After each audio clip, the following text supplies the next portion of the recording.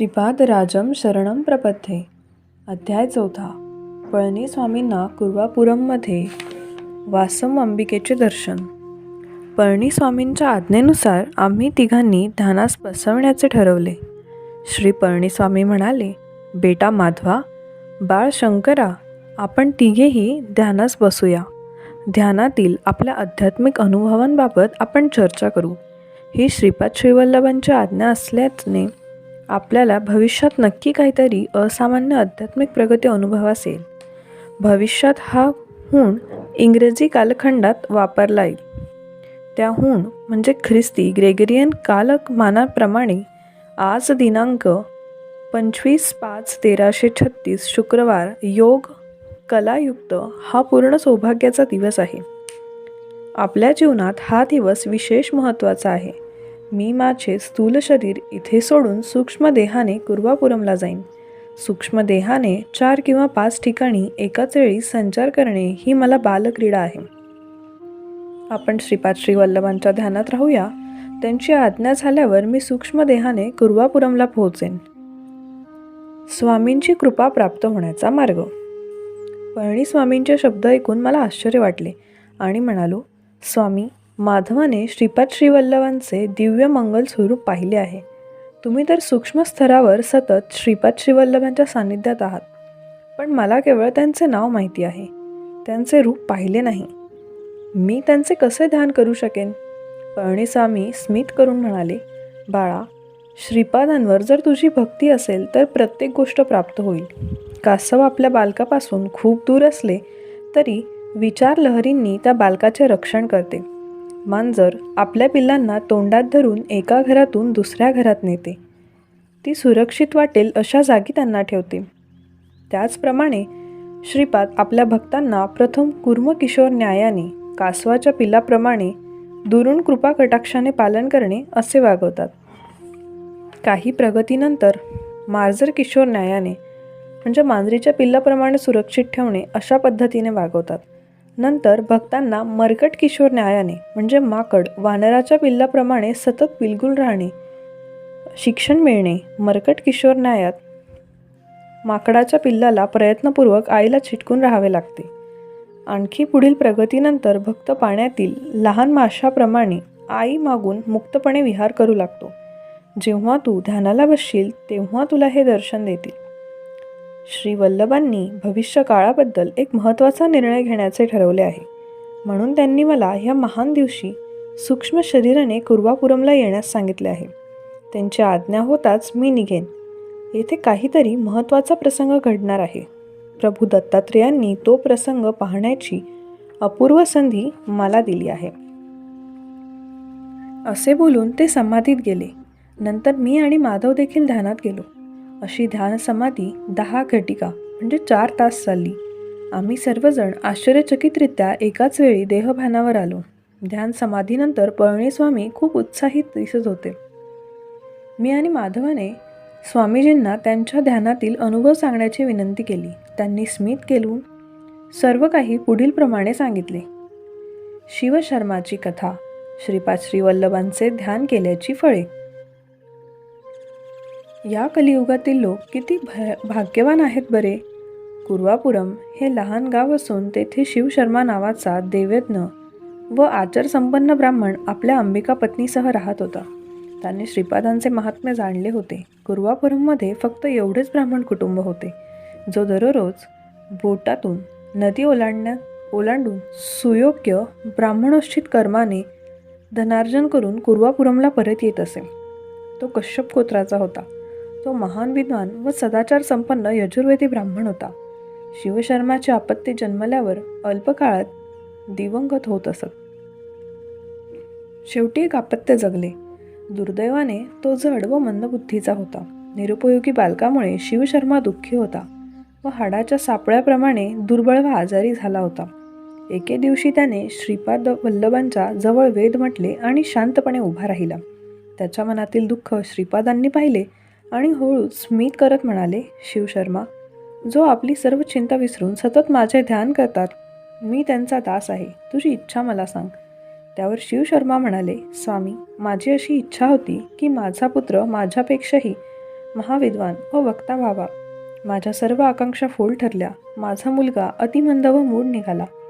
आपण घटिताचे अघटित करू शकणारे असल्याने त्याला विद्वान व उपयुक्त व्यक्ती करणे आपणास अवघड नाही.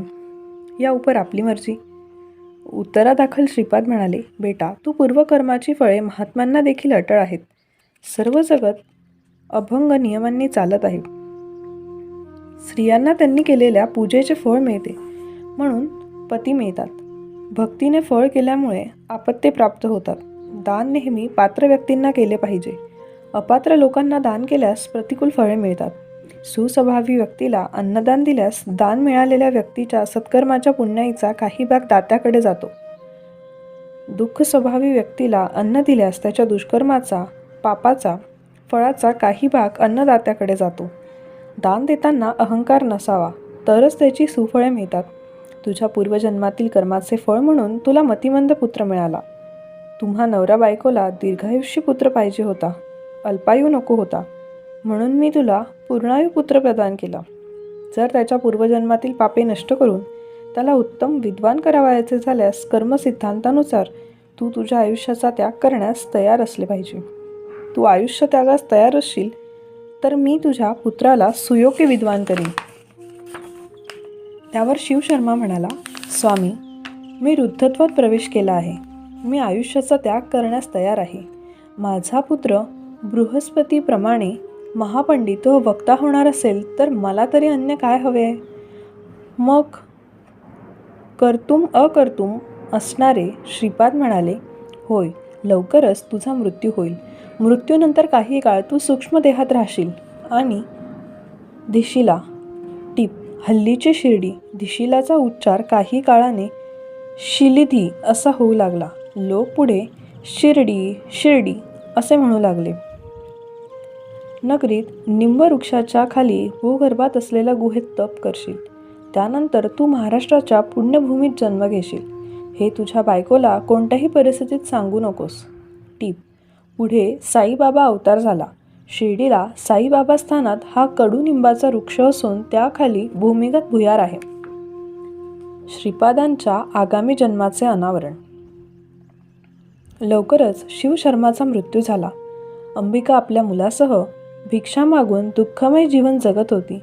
शेजारपाजारची कुचेष्टा करायचे तिला अंत व्हायत नव्हता. तो बिनकामी ब्राह्मण युवक लोकांच्या कुचेष्टेने असह्य झाल्याने जीव देण्यासाठी नदीकडे कृष्णा नदीकडे पळू लागला. त्याची असहाय्यता माता देखील जीव देण्यासाठी त्याच्या मागे धावू लागली. पूर्वसंचित पुण्यामुळे त्यांना रस्त्यात श्रीपादांनी पाहिले. त्यांनी त्या दोघांना आत्महत्येच्या प्रयत्नापासून प्रवृत्त केले. त्यांनी आपल्या असीम करुणेने इच्छा मात्रेने करून त्या मूढ मुलास महाविद्वान केले. त्यांनी अंबिकेला उर्वरित जीवन शिवपूजेत व्यतीत करण्यास सांगितले. शनिप्रदोष समयास सूर्यानंतरच्या वेळी शिवपूजनाने प्राप्त होणाऱ्या फळांबद्दल शनिप्रदोष व्रताची सविस्तर माहिती दिली. त्यांनी तिला असा वर दिला की पुढील जन्मी तिला सर्व दृष्टींनी त्याचप्रमाणे पुत्र होईल. तथापि सर्व त्रैलोक्यात त्याच्यासारखा कोणीच नसल्याने त्यांनी स्वतःच तिच्या पोटी पुढील जन्मी पुत्र म्हणून येण्याचे ठरवले. बेटा, श्रीचरणांची ही अद्भुत लीला माझ्यासमोर आज शुक्रवार दिनांक 25/5/1336 रोजी घडली. वासवीचे प्रकटीकरण व तिची कथा. पळणीस्वामी म्हणतात, आज विशेष सुदैवाने मी श्रीपाद प्रभूंबरोबर कृष्णा नदीत स्नान केले. स्नानानंतर श्रीपादांनी आपल्या आत्मशक्तीने योगाग्नी निर्माण केला. या योगाग्नीत कन्यकांबा अग्नीप्रमाणे वर्ण धारण करून प्रकट झाली. बऱ्याच दिवसांपासून मी ध्यानात श्रीपादांची बहीण वासवी कन्यकांबा तिच्या दर्शनासाठी प्रयत्न करीत होतो. काही अज्ञात कारणांमुळे ती मला दर्शन देत नव्हती. मी अंबिकेच्या पायांवर लोळण घेतली.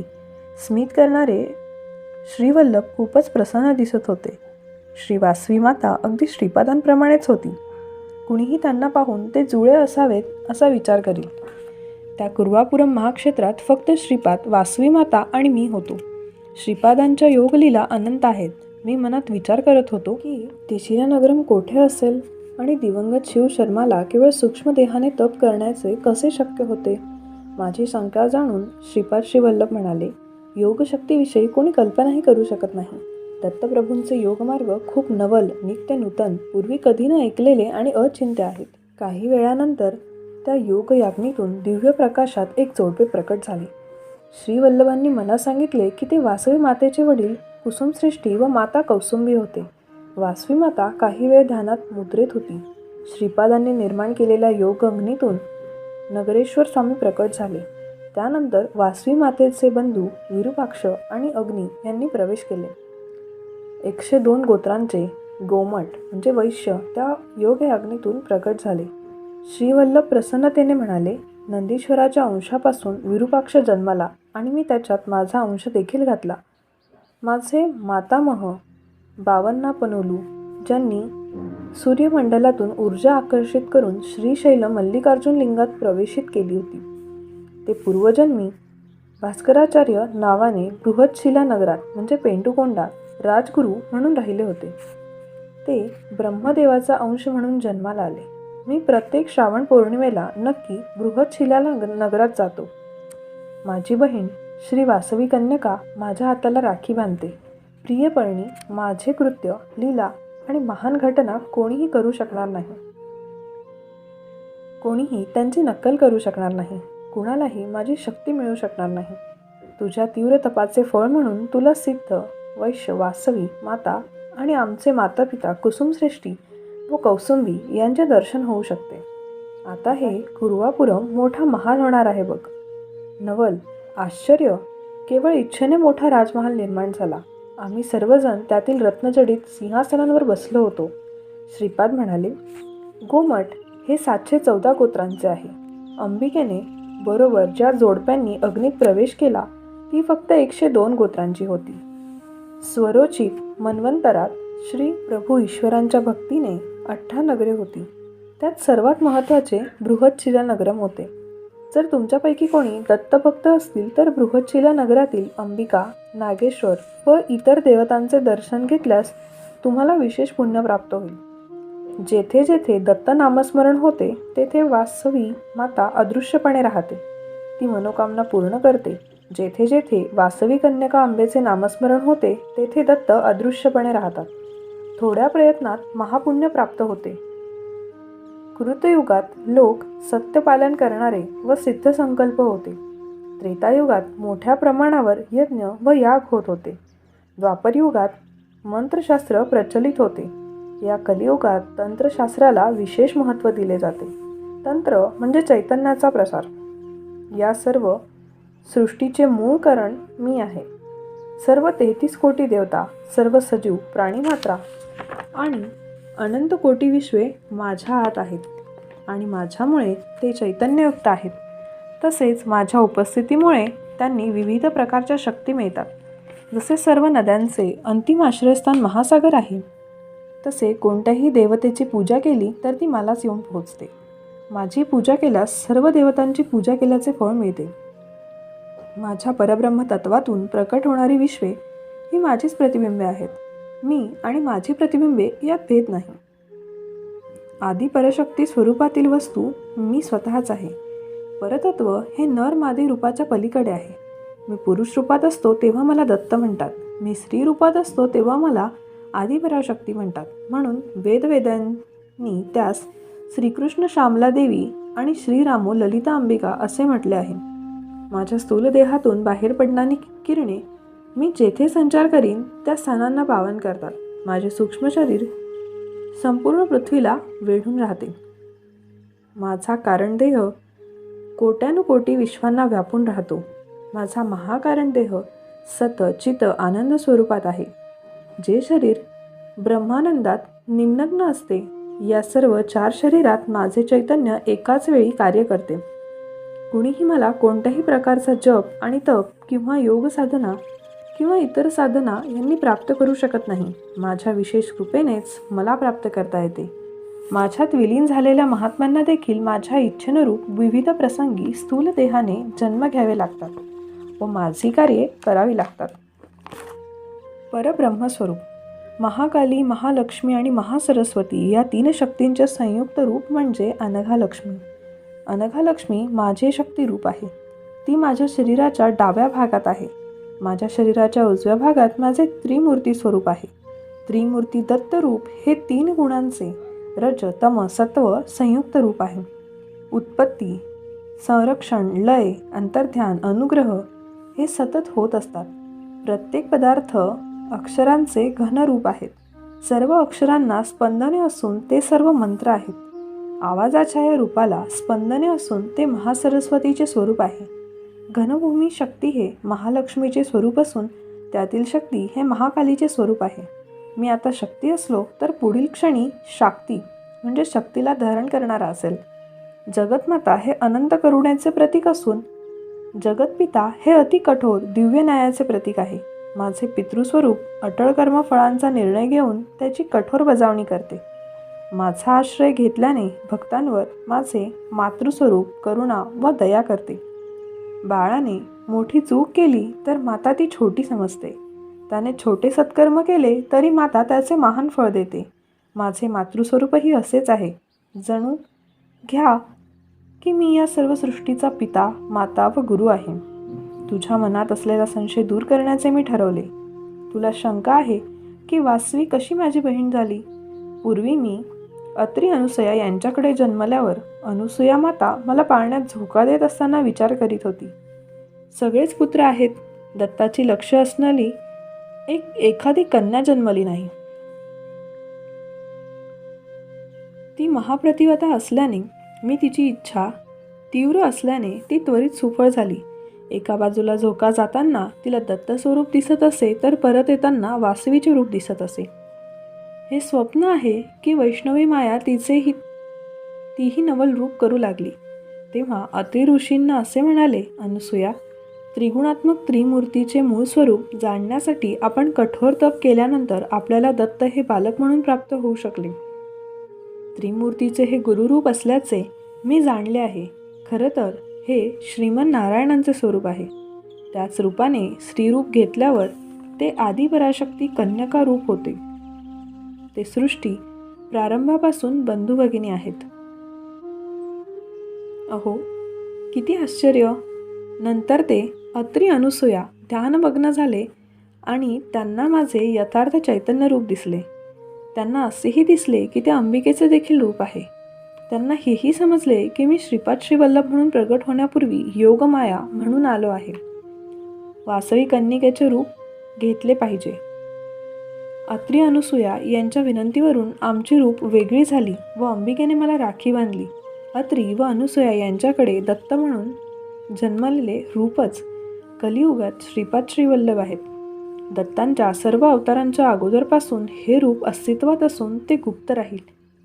आदिपराशक्तीच्या इतर अवतारांच्या अगोदरपासूनच्या वासवीचे रूप अस्तित्वात असून ते वासविक कन्यकांबा रूप आहे. म्हणून ते रूप देखील अग्नितत्वात गुप्त आहे. मनुष्य धर्म नियम व देवता धर्म नियम भिन्न आहेत.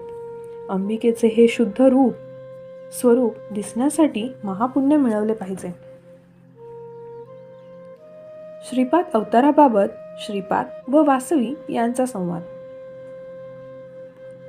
तुम्हा सर्वांना आज येथे बोलवण्याचे कारण आहे. माझे स्वरूप अनंत परम चैतन्य असल्याने कोणत्याही स्वरूपात किंवा नामात बंदिस्ती नाही. मी निश्चल, अमर्याद, गंभीर सागराप्रमाणे निश्चल स्वरूपात राहण्याचे ठरवले आहे. मी रूपासहित किंवा रूपरहित राहण्याचे माझ्यात कोणताही फरक होणार नाही. म्हणून मी आज हे रूप गुप्त करण्याचे ठरवले आहे. माई वासवी, तुझी इच्छा व मत काय हे मला कळू दे. पळणीस्वामी म्हणतात की श्रीपादांचे रूप इतक्या लवकर गुप्त होणारे असल्याने मला दुःख वाटले. वासवी मातेने श्रीपाद वल्लभांकडे दिव्य शुभ रूपात पाहिले आणि प्रार्थना करीत म्हणाल्या, माझ्या परमपूज्य भाऊराया, रूपरहित किंवा चैतन्यशील रूपासह राहिल्याने तुम्हास फरक पडत नसल्यामुळे तुम्ही श्रीपाद श्रीवल्लभ रूपात आणखी काही काळ राहावे आणि नंतर मग तुम्ही ते रूप गुप्त करू शकाल. खऱ्या साधकांवर कृपा करावी जेणेकरून ते हे दिव्य शुभ स्वरूप पाहू शकतील. आपले हे रूप स्थूल दृष्टीने गुप्त ठेवावे.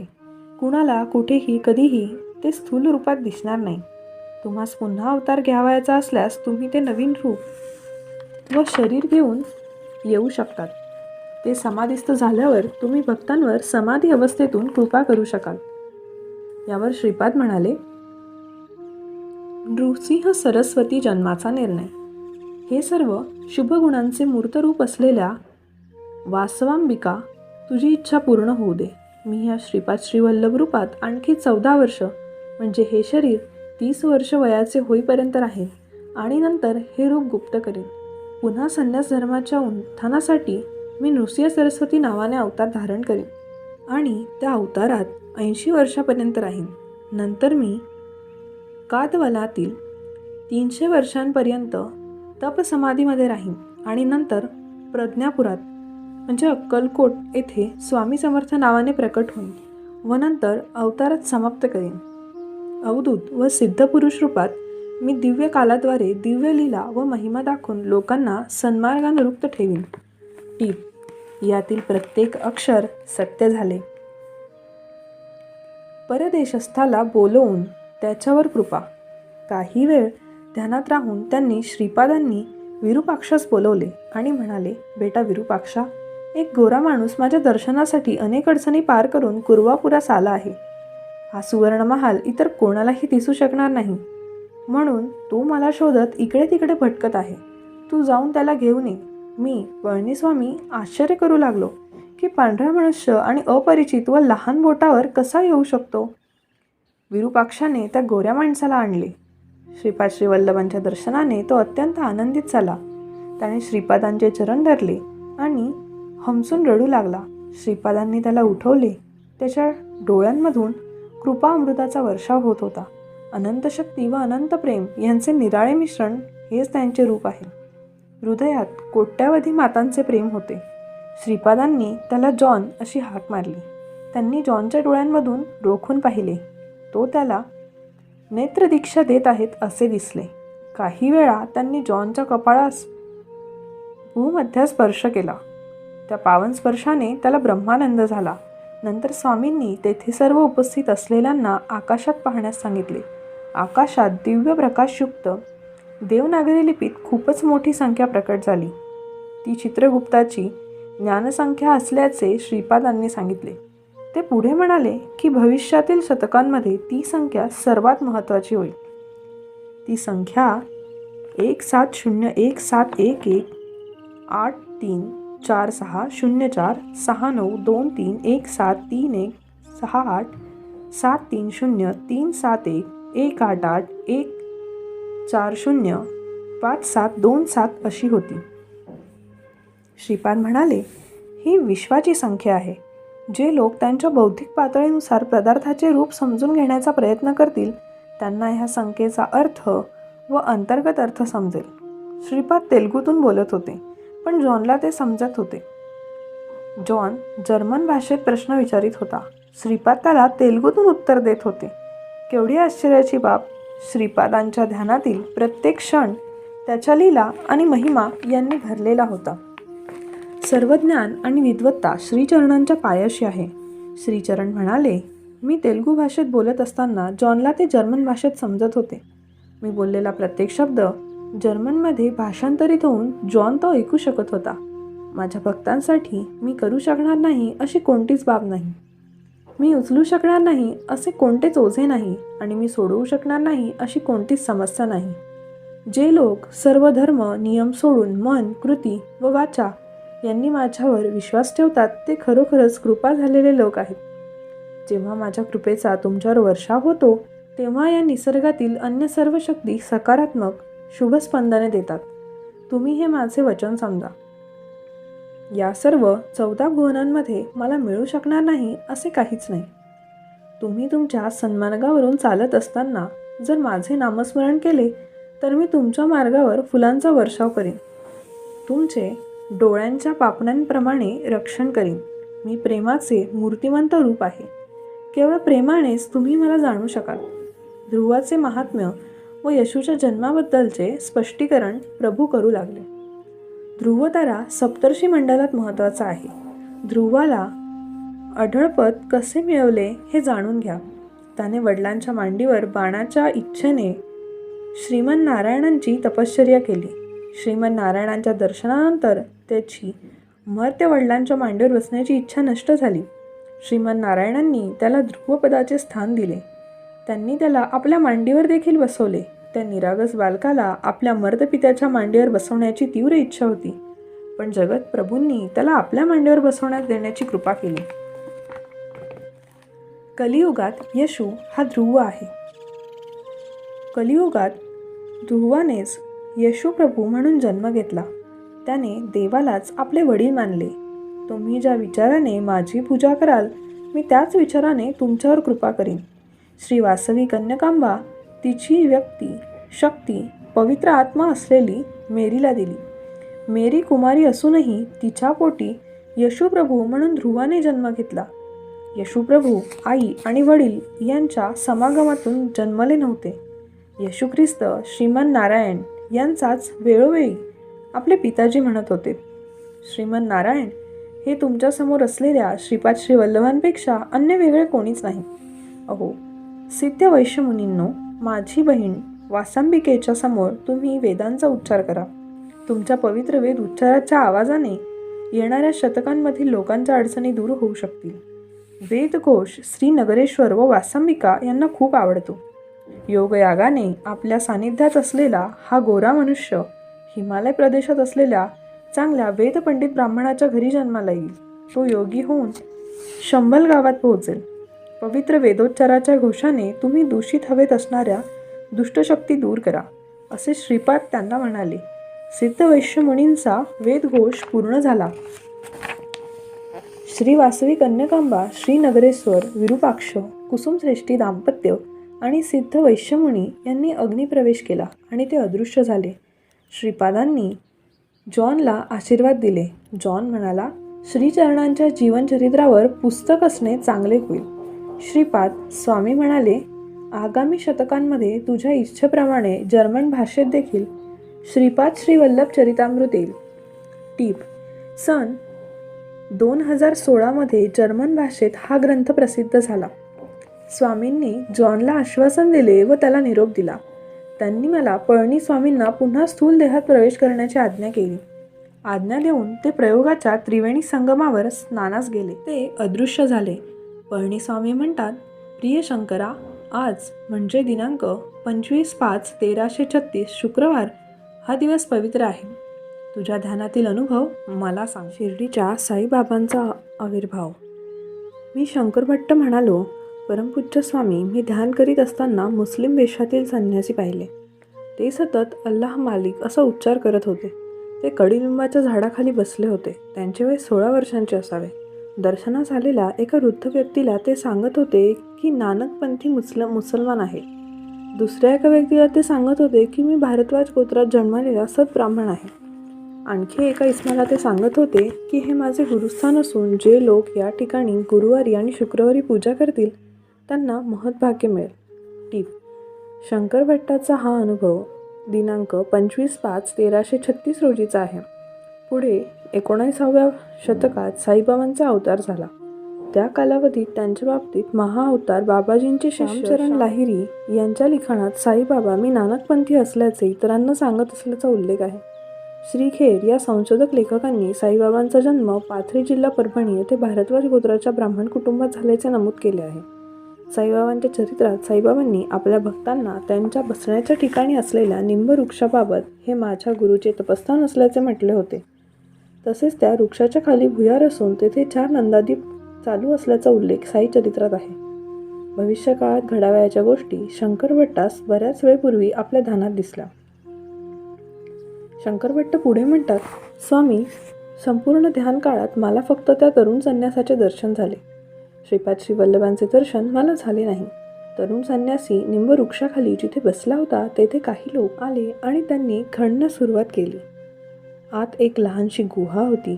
काही वेळाने तो तरुण संन्यासी तेथे आला व गुहेचे तोंड बंद करून म्हणाला, हे माझ्या गुरुचे स्थान असून कोणीही ते उघडावयास नको.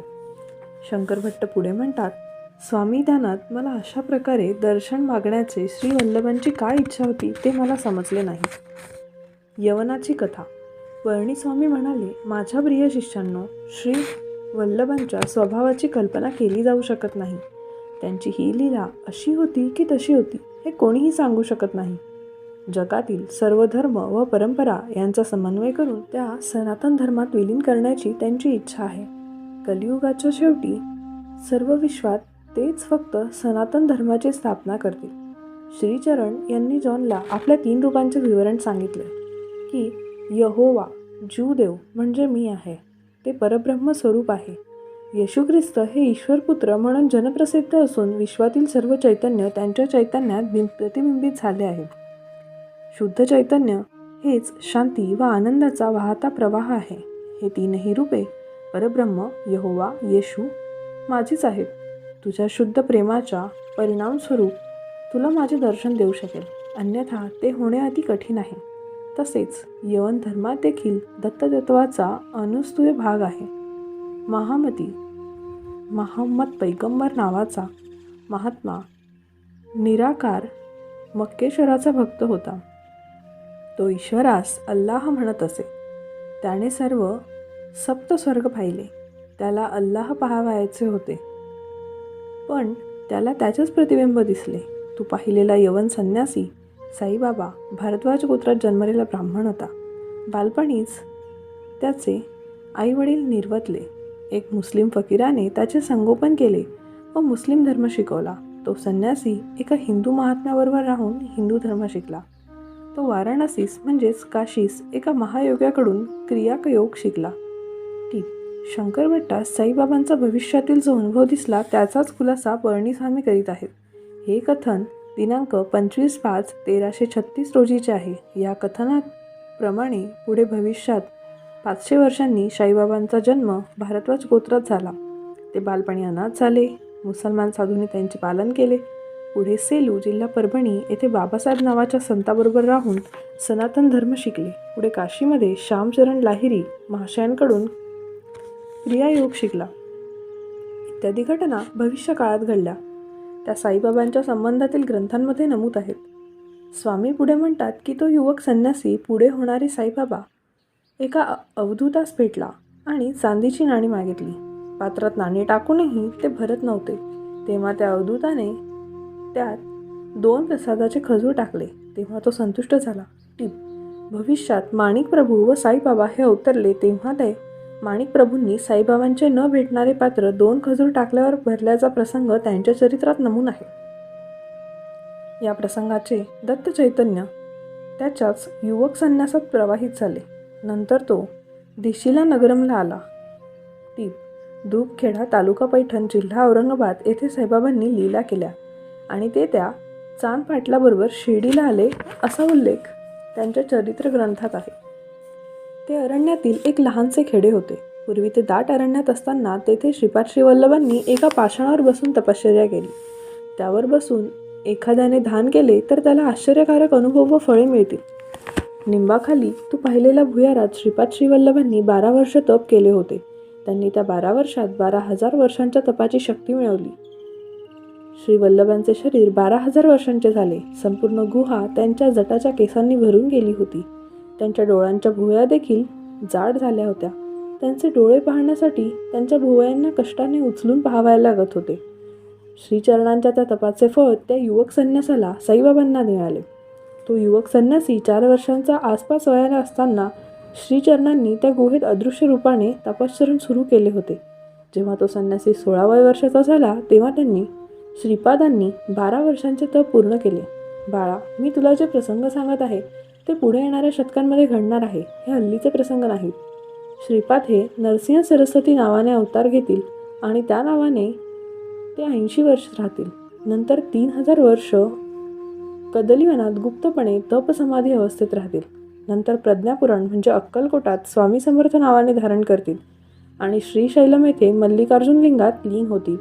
तथापि तू पाहिलेले यवन संन्यासी साईबाबा देखील वृद्ध अवस्थेत राहतील. ते स्वामी समर्थ आपले चैतन्य या संन्यासात घालून त्याला आपल्या समान महान करतील. प्रिय शंकरा, श्रीपाद श्रीवल्लभांनी त्या 4 नंदादीपांच्या मध्ये 12 वर्षे कठोर तपश्चर्या केली. त्यांनी संपूर्ण विश्वाचे 16 भाग केले आणि ते विश्व म्हणजे ब्रह्म 4 भाग दर्शविले. ब्रह्माच्या 4 भागांचे प्रतीक म्हणून त्यांनी आपल्या योगाग्नीतून 4 नंदादीप प्रज्वलित केले आणि स्वतः तपात राहिले. पूर्व, पश्चिम, दक्षिण आणि उत्तर या 4 दिशांना त्यांच्या 4 कला आहेत. जे लोक त्यांची पूजा करतील त्यांना दिव्य प्रकाश मिळेल. दुसऱ्या भागातील कला पृथ्वी, अंतरिक्ष, आकाश आणि महासागर आहेत. त्यांची जे पूजा करतील ते अनंत होऊन जग जिंकतील. अग्नी, सूर्य, चंद्र, विद्युत या तिसऱ्या ब्रह्मभागात कला आहेत. ते ज्यांची पूजा करतील ते ज्योतिषमंत होऊन जग जिंकतील. प्राण, चक्षु, श्रोत्र, मन या चौथ्या भागातील कला असून त्यांची पूजा केल्यास त्या त्यांच्यात स्थापित होतील. प्रत्येक दिशा जिंकल्यास विशिष्ट फळ मिळते. उदाहरणार्थ, उत्तर दिशा जिंकल्यावर ज्ञान, दक्षिण दिशा जिंकल्यावर भूत, प्रेत आणि पिशाच्च यांच्या पीडा होत नाहीत. पूर्व जिंकल्यास संपत्ती मिळते आणि पश्चिम जिंकल्यास राजा वश होतो. जो सर्व 4 दिशांना जिंकतो त्याला दिग्विजय प्राप्त होतो. दिशा हे श्रीपाद श्रीवल्लभांचे वस्त्र आहे. त्यांनी सर्व दिशांना अमर्याद विस्तार केला म्हणून त्यांना दिगंबर म्हणतात. श्री दत्त दिगंबर हे श्रीपाद श्रीवल्लभ दिगंबरच आहेत. श्रीचरणांच्या स्थूल, सूक्ष्म आणि कारणदेहांपासून हजारो किरणे आणि कला प्रसारित होतील. काही किरणे अंशावतार म्हणून येतील. त्यांना सोपवलेली कामे पूर्ण केल्यानंतर ते श्रीपाद श्रीवल्लभांच्या मूळ चैतन्यात लय पावतील. ते एकाच वेळी उत्पत्ती, रक्षण, लय, प्रतिगमन, कृपा करतात. जगतांच्या निर्मितीत दिसणाऱ्या स्पंदनांना सृष्टीतत्व असे म्हणतात. त्यांच्या रक्षणास स्थितीस्तत्व असे म्हणतात. त्यांच्या अंतास लयतत्व असे म्हणतात. ती स्पंदने मूळ तत्वात पोहोचण्यास तिरोधान, प्रतिगमन असे म्हणतात.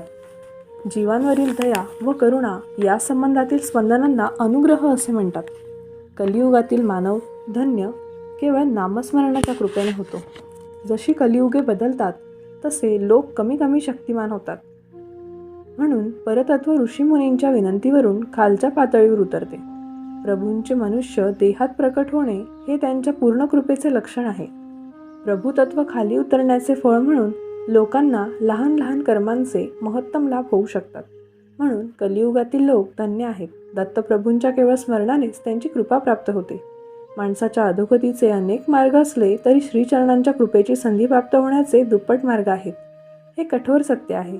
स्मरण आणि अर्चन केल्याने करणारा श्रीपाद प्रभूंच्या जवळ जातो. यामुळे भक्तांचे पापकर्म, अवांछित प्रवृत्ती आणि संस्कार हे श्रीपाद प्रभूंच्या चैतन्यात प्रवेश करतात आणि त्यांच्यापासून शुभ लाभदायक कंपने भक्तीमध्ये प्रवेश करतात. श्रीचरणांकडे येणारी सामूहिक पापे आणि प्रकाशाची काळी वलये यांचा श्रीचरण पवित्र नदीत एका स्नान करून नाश करतात आणि आपल्या प्रखर योगयाग्नीतून ती पापे जाळून भस्म करतात. ते स्वतः तप करतात आणि त्याची फळे भक्तांना देतात. अशा प्रकारे कर्मनियमांचा भंग न करता ते आपल्या भक्तांचे रक्षण करतात. त्यांना वाटल्यास ते कर्मतत्वाचे म्हणजे जडत्वाचे नियमन करून त्याच्या चरणांचा आश्रय घेणाऱ्या भक्तांना मुक्ती प्रदान करतात. प्रत्येक क्षणी ते आपल्या भक्तांसाठी मोठ्या प्रमाणावर वेगवेगळ्या पद्धतीने कर्मनाश करतात. अशा प्रकारे पळणीस्वामींनी सर्व स्पष्टीकरण केल्यानंतर माझ्या मनात आलेली शंका मी त्यांना विचारली. स्वामी, मी असे ऐकले आहे की शनी 13:30च्या काळात आराम करतो. तेव्हापासून भगवान शंकर देखील सुटू शकले नाहीत. श्री गुरु सर्वभौम ग्रहांच्या दोषांपासून कसे रक्षण करतात ते कृपया सांगावे. पळणीस्वामी म्हणाले, बाळाशंकरा, राशीचक्रातील ग्रहजीवांच्या बाबतीत मित्रत्व किंवा शत्रुत्व ठेवीत नाही. मनुष्य त्याच्या प्रारब्ध कर्मानुसार संचित पुण्य व पाप ग्रहनिश्चित स्थिती असताना जन्म घेतो. त्याला ग्रहांच्या हालचालीनुसार त्यांच्यापासून निघणाऱ्या कंपनांप्रमाणे शुभ किंवा अशुभ फळे मिळतात. जेव्हा ग्रहांच्या सूक्ष्म किरणांचे दुष्परिणाम होतात आणि मंत्र, तंत्र, यंत्र ह्या उपायांनी ते शांत होत नाहीत, तेव्हा जप, तप आणि होम यांचा आश्रय घ्यावा लागतो. या उपायाने देखील दिलासा मिळाला नाही तर श्री गुरूंच्या चरणांचाच आश्रय घ्यावा लागतो. श्रीचरण हे सर्व शक्तिमान आहेत. चांगल्या व वाईट अशा 2 प्रकारच्या शक्ती असतात. या शक्तीची स्पंदने शुभ किंवा अशुभ असतात. प्रत्येक ग्रहाचे मानवी शरीराच्या काही भागांवर प्रभुत्व असते. जेव्हा ग्रहांच्या अडचणी येतात तेव्हा त्यांचे प्रभुत्व असलेले शरीर अवयव आजारी होतात. विश्वचैतन्यापासून ती सूक्ष्म स्पंदने येतात तेव्हा प्रतिकूल परिणाम होतात. स्पंदनाने निर्माण होणारे आकर्षण व अपकर्षण यात बदल होतात. त्यामुळे ज्याला आतापर्यंत चांगले मित्र होते तो कुसंगतीला जाईल, घाणेरड्या लोकांबरोबर राहील, निष्कारण भांडणे करील, नातेवाईक दुरावतील, कुटुंबियांबरोबर भांडणे आणि लोकांना आकर्षून घेण्याचे सामर्थ्य गमावेल. वैश्विक शक्तीमुळे निर्माण होणारी स्पंदने सतत निर्माण होत असतात. ते संबंधित माणसांवर परिणाम करतील. याला स्थिती, रक्षण असे म्हणतात. काल हे शक्ती स्वरूप आहे. काही काळानंतर ती स्पंदने त्या व्यक्तीला सोडतात आणि दुसऱ्या व्यक्तीकडे ज्याच्यावर नशिबानुसार परिणाम होणार आहे त्यांच्याकडे पोहोचतात. ते कालचक्रानुसार परिणाम करतात. जेव्हा माणसाने ईश्वराच्या प्रती भक्ती ठेवत आणि जप तप करत तेव्हा फळाची तीव्रता काही प्रमाणात कमी होते. जगाच्या कल्याणासाठी महर्षी वेगवेगळ्या प्रकारचे यज्ञ करतात. ते यज्ञाचे फळ हस्तांतरित करतात. या कृतीमुळे विश्वातून निर्माण होणारी प्रतिकूल बंधने एकापाठोपाठ माणसांना त्रास देण्याऐवजी ती जेथून आली आहेत तेथे परत जातात. याचा अर्थ ते आपल्या उगमस्थानावर पोहोचतात. त्याला तिरोधान, माघार म्हणतात. लहानसे सत्कर्म केल्याने एखाद्याला मोठे चांगले फळ मिळते. त्याला अनुग्रह किंवा कृपा असे म्हणतात. प्रिय शंकरा, क्रियायोगाच्या तत्वानुसार मी तुला सृष्टी, स्थिती, लय, तिरोधान आणि अनुग्रह यांचे वर्णन केले. भविष्यात श्रीपाद श्रीवल्लभांची शक्ती तू ध्यानात पाहिलेल्या मुस्लिम साधूकडे, साईबाबांकडे प्रवाहित होईल. निंबवृक्षाखाली भुयारात असलेल्या 4 नंदादीप तू पाहू शकलास. ही असामान्य गोष्ट आहे. श्रीपाद श्रीवल्लभांनी मनात काहीतरी मोठा हेतू ठेवून हा अनुभव दिला. त्याचा अंतरंगातील अर्थ केवळ त्यांनाच ठाऊक आहे. त्यांच्या लीला महान असून त्यात अतिमहान गुप्त हेतू आहेत. एवढेच नव्हे तर त्या इतरांना उघड करावयास नकोत. त्या दिव्य गुप्त गोष्टी असू शकतात. जेवढे सांगण्याची त्यांची अनुज्ञा होती तेवढेच मी तुला सांगू शकलो. श्रीपाद श्रीवल्लभांच्या नजरेच्या इशाऱ्यावरच ही सृष्टी चालते. त्यांच्यासारखा अन्य कुणीच नाही. विश्व, नित्य अंताच्या विभूती, योग सिद्धिशक्ती या अमर्यादित आहेत. त्यांचे आकलन, मोजमाप, परिमिती आणि परिमाण याद्वारे होऊ शकणार नाही. पळणीस्वामींच्या या स्पष्टीकरणाने माझे मन अत्यानंदाने भरून गेले. मी उडुपीहून कुरुवापुरमला निघाल्यानंतर अनेक चित्रविचित्र प्रसंग घडत होते. या सर्व प्रसंगांचे वर्णन करणारे एक पुस्तक लिहिण्याचे मी मनात ठरवले. अर्थात त्यासाठी मला श्री गुरु सौभाग्योम यांची अनुमती घ्यावी लागणार होती. मी असे ठरवले की श्रीपाद श्रीवल्लभांचे दर्शन झाल्यावर याबाबत त्यांना विनंती करावयाची. माझ्या मनातील विचार पळणीस्वामींना सहजपणे समजले आणि ते म्हणाले, मला तुझ्या भावना समजतात. तुला श्रीपाद श्रीवल्लभांचे चरित्र भविष्यातील त्यांच्या भक्तांसाठी लिहावयाचे आहे. तरी त्या तुझ्या प्रयत्नांना नक्कीच ते आशीर्वाद देतील. श्रीपाद श्रीवल्लभांच्या मामाचे वंशज व श्री वासुदेव यांचे भाषण. नंतर पळणीस्वामींनी माधवास त्यांच्या ध्यानाचा अनुभव विचारला. माधव म्हणाला, महात्मा, मी ध्यानात एक कौनिपधारी लंगोट घातलेला ब्राह्मण संन्यासी पाहिला. ते अग्नी व सूर्य याची पूजा करीत असत. ते एका विदेश पंडिती भाषेत बोलत होते. तुम्ही दिलेले नारळ मुस्लिम फकीराकडे मी पाठवू इच्छितो. तो मुस्लिम फकीर माझ्यापेक्षा वरच्या स्तरावर आहे. तो मला वडील बंधूप्रमाणे आहे. तो भूत, वर्तमान आणि भविष्य यांचा ज्ञाता चित्रकालीन आहे. ताडपत्रावर लिहिलेल्या तुमच्याकडे असलेल्या श्रीपाद श्रीवल्लभ चरितामृतम ग्रंथ मी घेईन. तो मी मोठा बंधू म्हणून मान देत असलेल्या त्या मुस्लिम फकीराला देईन. मी त्यांचा आशीर्वाद घेईन. यात वर्णिलेल्या गोष्टी यथार्थ आहेत की काल्पनिक, त्या कितपत सत्य आहेत, मी शहानिशा करून त्यावर निर्णय घेईन. निर्णय घेतल्यावर मी त्या लिखाणाचे विश्लेषण करणारा ग्रंथ लिहीन. त्यावर तो वेदपंडित म्हणाला, महोदय, मी तुम्हाला दिलेले नारळ तुम्ही त्या फकीरास पोहोचवू शकणार नाहीत. तुमची मेहनत फुकट जाईल. टीप: दिनांक 25/5/1336 रोजीच्या माधवाचा हा ध्यानाचा अनुभव आहे. यात वर्णन केलेले कौनिपधारी संन्यासी म्हणजे वासुदेव नंदन सरस्वती व मुस्लिम फकीर म्हणजे साईबाबा हे दोन्ही अवतार पुढे 19व्या शतकात आले. त्यांच्या चरित्रात पुढील प्रमाणे प्रसंगाचे वर्णन आहे. वासुदेवनंदन सरस्वती राजमहेंद्री पूर्व गोदावरी आंध्र प्रदेश येथे असताना पुंडलिक नावाचे नांदेड येथील वकील व त्यांचे मित्र दर्शनास आले. ते सर्वजण साईबाबांचे भक्त होते. ते पुंडलिक यांना म्हणाले, साईबाबा मला पूजनीय आहेत. तुम्ही शिर्डीला जाणार असाल तर हे माझे नारळ माझ्या बंधूंना म्हणजे साईबाबांना द्यावे. हे ऐकून पुंडलिक व त्यांच्या मित्रांनी ती नारळे घेतली आणि शिर्डीस निघाले. शिर्डीजवळ आल्यावर त्यांनी चिवडा खाल्ला आणि तो तिखट असल्याने पाणी मिळाले नाही म्हणून नजरचुकीने वासुदेवनंदन सरस्वतींनी साईबाबांसाठी दिलेले नारळ फोडून त्यातील पाणी प्याले. त्यांना आपली चूक समजली. शिर्डीला गेल्यावर साईबाबांचे दर्शन घेऊन नारळाचा प्रसंग त्यांना सांगण्यात आला. अगोदरच साईबाबांनी विचारले, माझ्या बंधूने पाठवलेले नारळ कुठे आहे?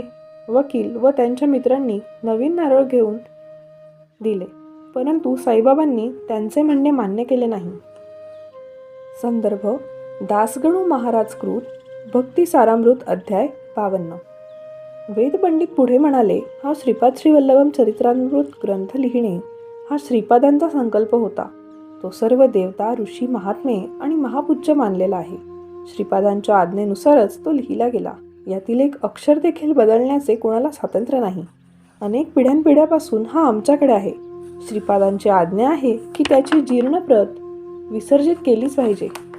तिचे आम्ही पिढ्यानपिढ्या रक्षण करीत आहोत. कुणी ना कुणीतरी महात्मा असेल तरी श्रीपादांच्या आज्ञेशिवाय या ग्रंथाविषयी जाणू शकणार नाही. यातील काही भाग तुम्हास बदलावायचे आहेत असे दिसते. हा ग्रंथ श्रीपादच आहेत. या ग्रंथावर आमचे हात ठेवल्यास श्रीपादांच्या चरणांना स्पर्श जाणवतो. अशा कुटुंबातील आम्ही आहोत. तुम्ही श्रीपादांपेक्षा महान असल्यास तुमची आज्ञा आम्हाला बंधनकारक आहे. तुम्ही संन्यासी वेशात आहात, आम्ही गृहस्थाश्रमी आहोत. तुम्हाला विरोध करण्याची आमची हिंमत नाही. तुम्ही हे नारळ शिथिला नगरमला पोहोचू शकाल तर मी हे तुम्हाला ताडपत्रांच्या ग्रंथांची प्रत देईन. जानवे काढून टाकीन आणि स्वतः चांडाळ घोषित करीन. तुम्ही म्हणतात की मुस्लिम फकीरास नंदादीपांची माहिती आहे. तुम्ही असेही म्हणतात की ते दिशिला नगरमचा असून भविष्यात त्याला शिथिल नगरम असे नाव प्राप्त होईल. आमच्या कुटुंबातील एका अवधूताने मला इतक्यात सांगितले की त्याने औरंगाबादमध्ये औरंगाबादचे मूळ नाव खडगी श्री दत्तात्रेयांच्या अंशावतारास भविष्यात होणारे साईबाबा पाहिले आणि त्याने त्यास शिथिला नगरम नेले. जरी तुम्ही पिठिकापुरमला गेलात तरी तुम्ही तेथे श्रीपादांच्या पादुका स्थापन करू शकणार नाही. पिठिकापुरम हे वाद व भांडवलाचे माहेरघर आहे. वादविवाद, उलटसुलट युक्तिवाद आणि अनावश्यक भांडणे यात लोक व्यर्थ वाया घालवतात.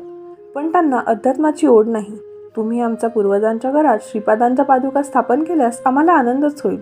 पण तुम्हाला श्रीपादांचे पूर्ण आशीर्वाद प्राप्त करावे लागतील. श्रीपादांच्या इच्छेशिवाय झाडाचे पान देखील हलू शकत नाही. आम्हाला कीर्ती, प्रतिष्ठा, उपाधी, सन्मान यांची गोडी नाही. आमची श्रद्धा आहे की श्रीपाद आमच्या घरात लहान बालक म्हणून गुप्तपणे वावरतात. स्वामी, मी याप्रमाणे ध्यानात पाहिले. पळणीस्वामी म्हणाले, बाळांनो, तो वेदपंडित श्रीपादांच्या मामांचा वंशज आहे. त्यांच्या वंशात श्रीपादांना लहान मुलंच मानतात. कुणीही जात, कोणतीही वंश, कोणताही धर्म, कोणताही देश, कोणतेही युग यातील काहीही जरी श्रीपादांना दिव्य बालक म्हणून वात्सल्य भक्ती केल्यास त्यांच्या घरात श्रीवल्लभ बालक म्हणून गुप्तपणे राहतात. हे श्रीपादांनी स्वतः पिठिकापुरममध्ये उघड केले होते. पिठिकापुरममध्ये श्रीचरण आपल्या मातामहांच्या घरात जन्मले. श्रीवल्लभांनी पिठिकापुरम सोडल्यानंतर त्या परिवारातील लोक काही वर्षांनंतर वेगवेगळ्या गावांमध्ये स्थलांतरित झाले. त्यांचे श्रीपादांचे परिवारातील लोक देखील इतर ठिकाणी स्थलांतरित झाले. नंतरच्या काळात श्रीपादांनी आपली शक्ती पूर्णपणे शिथिला नगरमच्या मुस्लिम फकीरात साईबाबांमध्ये संक्रमित केली. बंगालमध्ये गदाधर टीप विवेकानंदांचे गुरु रामकृष्ण परमहंस नावाचे महात्मा जन्मले. रामकृष्ण परमहंस यांचा जन्म पुढे होणार होता. तो कालिका मातेचा उपासक होते. त्यांनी मोक्षाची प्रार्थना केली, पण काली जगत जननीने ते मान्य केले नाही. शिष्यांचे पुण्य व पाप विचारात घेऊन त्यांच्यावर कृपा करण्यासाठी पुन्हा जन्म घेण्यास तिने सांगितले. गदाधराने पुन्हा जन्म घेण्याची संमती दिली नाही. मग कालिका मातेने शिथिला नगरमच्या मुस्लिम फकीरास सूक्ष्म देहाने आपल्याकडे येण्यास सांगितले. तो मुस्लिम फकीर 3 दिवस मृतवत राहिला. त्याने आपल्या भक्तांना सांगितले की मी अल्लाडकडे जाईन आणि 3 दिवसांपूर्वी परत येईन. कालिकांबा अन्य कुणीही असून बृहच्छिला नगरम पेंडुगोंडामधील वासवी कन्यका परमेश्वरीच आहे. गदाधराच्या शिष्यांची जबाबदारी मुस्लिम फकीराकडे सोपवण्यात आली. जगत जननीने आपल्या स्वतःचा अंश त्याच्यात म्हणजे मुस्लिम फकीर साईबाबा यांच्यात स्थापित केला. श्रीवल्लभांनी देखील आपला स्वतःचा अंश त्याच्यात मुस्लिम फकीर साईबाबा यांच्यात स्थापित केला. ते मुस्लिम फकीर 3 दिवसांनंतर जेव्हा आपल्या स्थूल देहात प्रवेश आले तेव्हा ते सर्वोच्च शक्तिमान झाले. त्या मशिदीत ते राहत होते. तिथे त्यांनी मातेप्रमाणे सेवा केली. आदिमातेच्या अंशाने त्यांच्यात प्रवेश केल्यामुळे हे झाले. त्यामुळे त्यांनी आपल्या भक्तांना मातृप्रेम दिले. बाळा, मी सांगत असलेल्या या सर्व गोष्टी येणाऱ्या शतकांमध्ये घडणार आहेत. तू ध्यानात पाहिलेल्या वेदपंडितांचा एक वैश्य मित्र होता. कोपिनधारी अवधूतांना त्या वैश्याने विनंती केली, स्वामी, आमच्या आतिथ्याचा कृपया स्वीकार करा. आम्ही आर्यवैश्य आहोत. जगतजननी वासवी कन्यकांबिका यांच्या जातीत जन्मली. तुम्ही आमच्याकडून शिदा घ्यावा व स्वतः स्वयंपाक करावा. वेदपंडितांनीही त्या यतींना महान वैश्याचे आमंत्रण स्वीकारण्याची प्रार्थना केली. परंतु त्या कलमट ब्राह्मणांनी यतीने असे स्पष्टपणे सांगितले की भिक्षा स्वीकारणार नाही. या प्रसंगाने श्रीवल्लभ तसेच वासीमाता यांना राग आला. त्यांच्यातील ब्राह्मण जन्माचा अहंकार काढून टाकण्यासाठी त्यांनी शिक्षा करावयाची होती. अवधूत म्हणजेच वासुदेवानंद सरस्वती पीठिकापुरमला पोहोचले. पीठिकापुरममधील रीतिरिवाज व बाह्यपूजा पद्धती यांना महत्त्व देणाऱ्या ब्राह्मण समाजाने त्या अवधूतांचे भव्य स्वागत केले. श्रीपाद श्रीवल्लभांच्या महामतांचे घर बहिस्थ लोकांच्या हातात गेले. त्या घराच्या मालकाशी सल्लामसलत करून त्या घरात श्रीपाद श्रीवल्लभ जेथे जन्मले होते त्या ठिकाणी श्रीपादांच्या पादुका स्थापन करण्याचे ठरवण्यात आले. शास्त्रविधीनुसार चांदीच्या पादुका स्थापन करण्यात आल्या. मध्यरात्री त्या घरामध्ये एक चोर घुसला. घर मालक जागाच होता. पादुका स्थापन केलेल्या खोलीमध्ये चोराने प्रवेश केला. घरमालक चोराला म्हणाला, श्रीपाद श्रीवल्लभ हे आदि अवतारी पुरुष होते. हे मी कदापि मान्य करणार नाही. या अवधूत स्वामींनीही माझ्यावर विश्वास नाही. तू या चांदीच्या पादुका घेऊन जा आणि त्या विकून त्याची निम्मी रक्कम मला आणून दे. चोर तयार झाला. पादुका गायब झाल्यामुळे अवधूत दुःखी झाले. जिद्दीला पेटून दुसऱ्यांदा चांदीच्या पादुका बसवण्यात आल्या. आधीच्या घटनेमुळे अवधूत त्या मध्यरात्री पादुकांच्या खोलीत थांबले. ते पवित्र दत्तस्तोत्र म्हणत होते. ते पाहत असतानाच पादुका हवेत उडाल्या. अवधूतांच्या मस्तकावर जोराचा प्रहार करून त्या नाहीशा झाल्या. श्रीचरणांचा आवाज ऐकू लागला, मी माझे शरीर अदृश्य करू शकतो, तर या पादुका अदृश्य का करू शकत नाही? तू कुणाच्या तरी हाती नारळ धिशीला नगरीत पाठवण्याचा प्रयत्न करीत आहेस. यात तू यशस्वी झाल्यास माझ्या मामांना त्याची कठोर प्रतिज्ञा पूर्ण करावी लागेल. हे मला मुळीच जमणार नाही. म्हणून मी अशी लीला करीनच की वाटेच ते फळ खाल्ले जाईल. त्यामुळेच चरितामृत ग्रंथ तुला मिळणार नाही. मला काय समजलास? योगी का भोगी? मी चांभार असून माझा व्यवसाय कातडे काढून चप्पल बनवण्याचा आहे. मी जरी तुझी कातडी काढून चपला गेल्या तर त्यात काही पाप नाही. ते मोठ्या आवाजात ओरडले. अवधूत थरथर कापू लागले. दुसऱ्या दिवशी मोठा कालोहाल झाला. ज्यांनी त्यांनी बहुमान दिला होता त्यांनी पैशांसाठी चांदूच्या पादुका चोरून फसवणूक करणारा संन्यासी असल्याचे दोषी देऊ लागले. स्वतः पूजागृहात असताना चांदीच्या पादुका कशा नाहीशा झाल्या याचा खुलासा ते मागू लागले. माथ्यावर कलंक लागल्यामुळे अपमानित होऊन यतींनी पीठिकापुरम सोडले. पळणी स्वामींनी आम्हाला सांगितले की हे भविष्यात घडणार आहे. ते म्हणाले, बाळांनो, श्रीपादांच्या काही लीला अविश्वसनीय वाटतात, पण याचा अर्थ असा नाही की ते सत्यापासून दूर किंवा असत्य असतात. जर कोणी शंका काढून त्यांच्या जीवनात चरित्राची निंदा केली तर तो ब्रह्मराक्षस होईल. अवधूतांनी चरित्रामृत ग्रंथाच्या सत्यतेबद्दल शंका घेतल्याने श्रीपादांनी पीठिकापुरम वासियांना अवधूतांच्या प्रामाणिकपणाबद्दल शंका घ्यावयास लावली. ही त्यांचीच लीला. माधवाने विचारले, स्वामी, मी माझा सूक्ष्म देहाने पीठिकापुरमला गेल्यावर व तेथे जे प्रसंग घडले ते काय सांगाल? पळणी स्वामींनी ते मान्य केले. माधवला म्हणाले, मी पीठिकापुरममधील एका घरात माझ्या सूक्ष्म देहाने गेलो. मला त्वरित आढळले की 2 दिव्य अदृश्य पादुकांनी माझी सर्व शक्ती खेचून घेतली आहे. श्रीपाद श्रीवल्लभांच्या जन्मस्थानी पादुका, श्रीपाद श्रीवल्लभ, श्री दत्तात्रेय व श्री नृसिंह सरस्वती यांच्या मूर्तींची स्थापना. श्री पळणीस्वामी म्हणाले, बाळा माधवा, ज्या जागेने तुझी सर्व शक्ती खेचून घेतली ते श्रीपाद श्रीवल्लभ यांचा जन्म झाला त्या मातमहाचे घर आहे. तेथील पादुकांच्या खाली पाताळात शेकडो वर्षांपासून तप करीत असलेले ऋषी आहेत. तू ध्यानात पाहिलेल्या ठिकाणीच श्रीपादांच्या जन्मस्थानी श्रीपादांच्या पादुका स्थापन केल्या जातील. पादुका स्थापनेनंतर काही वर्षांनी विनासायास श्रीपाद श्रीवल्लभ चरित्रामृत प्रकाशित होईल.